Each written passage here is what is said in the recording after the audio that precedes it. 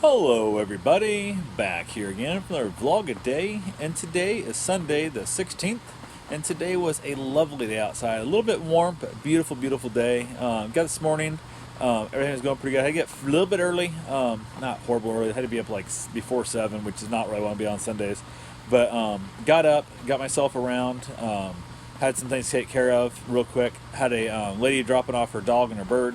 So a couple dropped their dog and bird off and stuff. I've watched them a bunch, so I know the dogs and stuff. No big deal. Had to get the little pup outside though. The one we're watching had to get her kind of wore out, get her run around, get her kind of calmed down a little bit.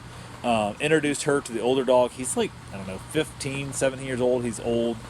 He's getting kind of blind. He's getting a little bit, kind of on that last legs. We've had a talk for like 3 years now of what happens if he passes when they're gone and he's in my custody. So we've kind of known it's coming, but he's doing good. He had a couple bad days, I guess, here all back, and then he's back up and going. He's going pretty well. So went ahead, brought her out here.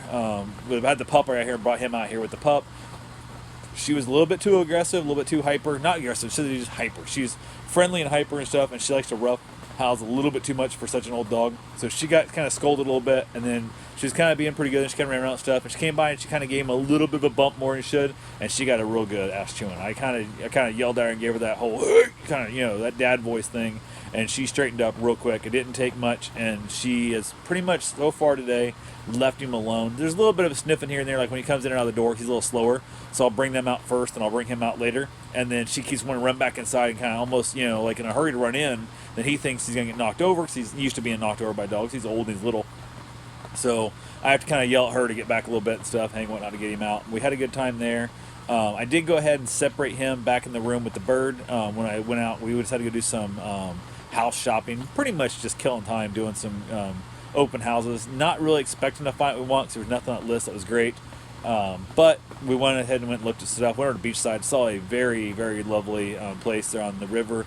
Went over to Beachside, and the house was the same money and nowhere near as good a house. Like, there was a couple different ones. There's one on Riverside Drive here on the river, on Landside, I guess, not Beachside, that it was very eclectic, two big lots and stuff on Riverside Drive. It's a very expensive, probably the most expensive road here in New Smyrna. It's not Beachside, and it's a beautiful place. A little shop. It had a garage that turned into like an office thing and stuff. Could be turned back into a garage, I think. A little bit of parking. Amazing eccentric backyard. Back porch that got turned into an extra room. They built on another porch to it. Built that into a room. And there's some really cool parts about it, but it's $444,000 and not in our budget, especially in taxes there alone. I think almost if you gave us the house, I would be upset about paying the taxes on it. It's that much over there.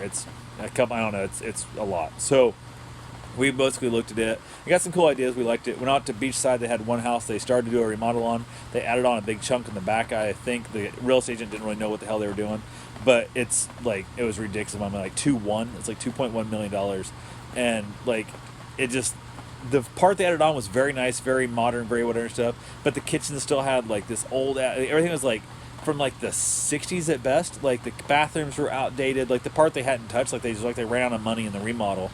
And part of the thing is, he was trying to say there's some crap about the Beachside. The agent said that you can only remodel your house up to like half the value of what it is. So if the house is appraised at $1 million, you're only allowed to put $500,000 into the remand, the renovation on it, which makes no sense to me. I don't know why that is the case. And they might have thought financial wise it makes no sense to do it, but I can't imagine, because I've seen guys take like $40,000 houses, they're crap ass houses, and rebuild them into $1 million homes. So who knows what that's about, but it is what it is. So it was a great house, the newer stuff they put on, but it needs probably another 40 grand at least to even get it up to date, to make it all kind of match. And it was a weird kind of layout, and it was no elevator, multiple stories and stuff, and it was first off, 2.2 is out of our budget also.